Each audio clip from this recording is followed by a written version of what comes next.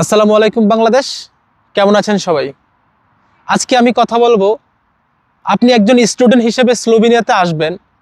স্লোভেনিয়াতে আসার পরে আপনার কি কাজগুলো আপনার করতে হবে, আপনার কিছু ডকুমেন্টেশন কাজ আছে, যে কাজগুলো আপনি কীভাবে সম্পন্ন করবেন, সেই ক্ষেত্রে আপনাদেরকে স্টেপ বাই স্টেপ একটা ধারণা দেওয়া। এতে করে হবে কি, আপনি একজন স্টুডেন্ট হিসেবে এখানে আসার পরে আপনি যেই সমস্যাগুলো ফেস করতে হবে, এগুলো সম্পর্কে যদি আপনি একটু ধারণা থাকে, তাহলে আপনার সেই সমস্যাগুলো আপনার কাছে এত বেশি কঠিন মনে হবে না। যদিও কাজগুলো খুব ইজি যদি আপনি আগে থেকে জেনে থাকেন। আর যখন আমি স্লোভেনিয়াতে এসেছিলাম, তখন আমি এই সমস্যাগুলোর সম্মুখীন হয়েছি। তো আমি চাচ্ছি না যে আমাদের বাংলাদেশি ভাই এবং বোনেরা যারা আসবেন, কেননা ইদানিং বাংলাদেশ থেকে অনেক স্টুডেন্ট স্লোভেনিয়াতে আসতেছেন, তো আমি চাচ্ছি না আমাদের বাংলাদেশি ভাই বোনেরা এই সমস্যাগুলো ফেস করুক। তো আমার কাছে মনে হয় না যে আমার মতো এই ধরনের ভিডিওগুলো অথবা এই ধরনের টিউটোরিয়াল ভিডিও বা স্লোভেনিয়াতে আসার পরে আপনি কি করতে হবে এই সম্পর্কে বাংলাদেশি মানুষদেরকে কেউ এত ধারণা দিয়েছে। কারণ আমি আসার আগে অনেক খুঁজেছি ইউটিউবে, ফেসবুকে, কোথাও আমি এমন পাইনি। সো আমি চাচ্ছি যে আমার মাধ্যমে হোক আপনাদের একটু উপকার। তো বেশি কথা না বলে আমি আপনাদেরকে আমার ভিডিওটা শুরু করতেছি। প্রথমত, আপনি একজন স্টুডেন্ট হিসেবে স্লোভেনিয়াতে আসার পর আপনি কি করবেন? যখন আপনি বাংলাদেশ থেকে স্লোভেনিয়াতে আসবেন প্ল্যান করেছেন, অর্থাৎ আপনি ভিসা পেয়ে গেছেন, আপনি এখন আসবেন, আপনার 10 থেকে 15 দিন লেট হতে পারে। আপনার প্রথম চেষ্টা হচ্ছে বাংলাদেশ থেকে আপনার এখানে এসে একটা বাসা ম্যানেজ করা। অর্থাৎ বাসাটা যদি আপনি ম্যানেজ করতে পারেন, অর্থাৎ আপনি সামনের মাসের 15 তারিখে আসবেন অথবা 1 তারিখে আসবেন, আপনি যেন এসে ডিরেক্ট বাসায় উঠতে পারেন। সেক্ষেত্রে আপনার একটা অনেক আর্থিক দিক থেকে আপনার অনেক সেভ হবে। কারণ এখানে হোটেল ভাড়া অনেক বেশি।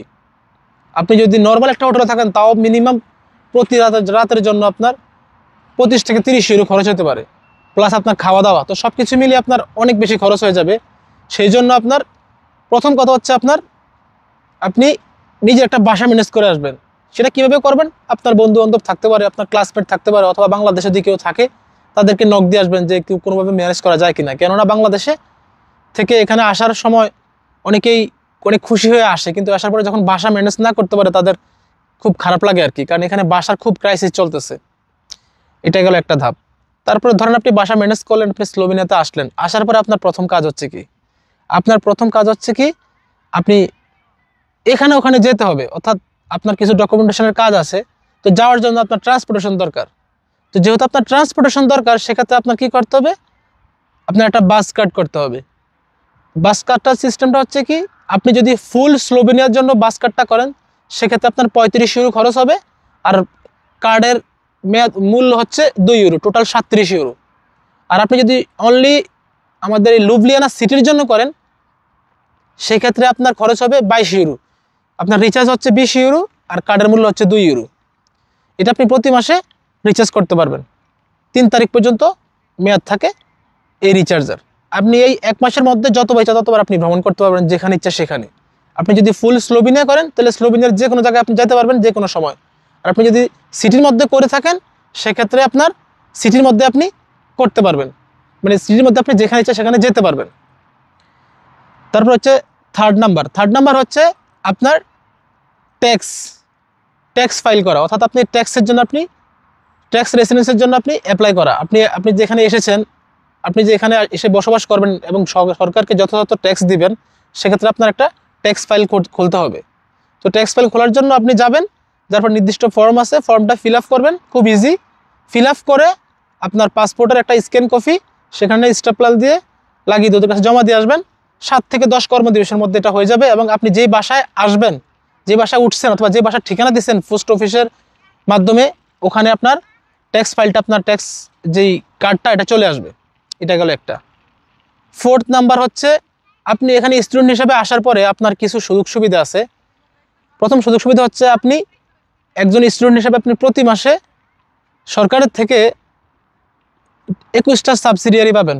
অর্থাৎ গভর্নমেন্ট আপনাকে 4 ইউরো সামথিং একটা কস্ট আপনাকে প্রতি মিলের জন্য দিবে। আপনি 1 মাসের জন্য আপনি 21টা পাবেন। এটা আপনি 3 ঘন্টা পর পর আপনি ইউজ করতে পারবেন, আপনি চাইলে সেটা করতে পারেন। এটা গেল একটা।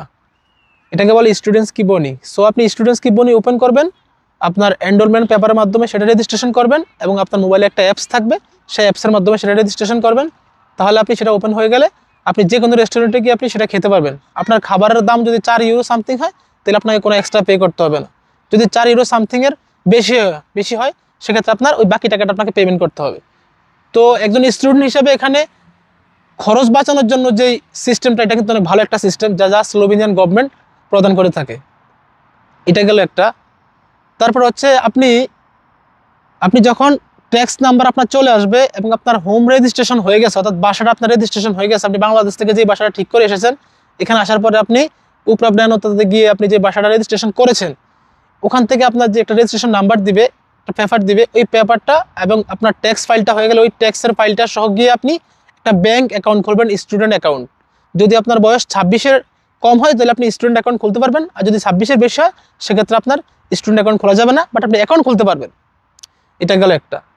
তারপর হচ্ছে আপনি স্টুডেন্ট হিসেবে এখানে আসছেন, তো আপনি যেহেতু স্টুডেন্ট হিসেবে আসছেন, আপনি আপনার কস্টগুলো তো বাংলাদেশ থেকে আনবেন না, অথবা নাও আনতে পারেন, আপনার আর্থিক অবস্থা তো ভালো নাও হতে পারে। তো আপনি তো একজন স্টুডেন্ট হিসেবে এখানে জব করবেন। তো জব করার জন্য কি করবেন, এখানে গভর্নমেন্টের পক্ষ থেকে স্টুডেন্টদেরকে জব সহায়তার জন্য একটা হেল্প করা হয়, এটার নাম হচ্ছে আপনার স্টুডেন্টস কি সার্ভিস। ওখানে গিয়ে আপনি একটা অ্যাপস ওপেন করবেন, তারপরে ওদের মাধ্যমে একটা রেজিস্ট্রেশন করবেন। চাইলে আপনি সেটা বাসায় বসেও করতে পারবেন, বাট ওখানে আপনি না বুঝলে ওখানে গেলে ওরা আপনাকে সুন্দর একটা ধারণা দিবে।